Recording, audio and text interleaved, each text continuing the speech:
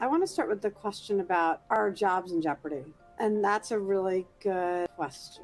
And then Alan wrote, we are only in jeopardy if we do not learn AI. AI will not replace us as teachers, but those who will know AI, how to use it will.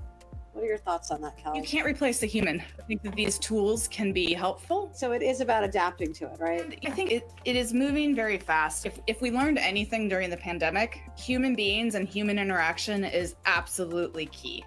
And if there's anything that we need to make sure that we continue to do is teaching those critical thinking skills, teaching those civic skills, teaching those life skills. Those are so critical.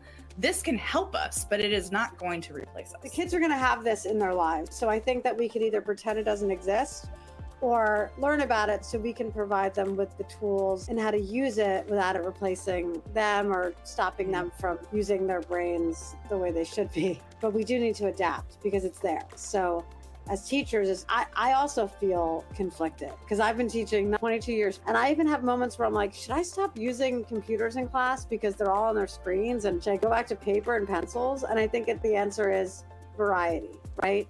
Mm-hmm. There needs to be balance, right?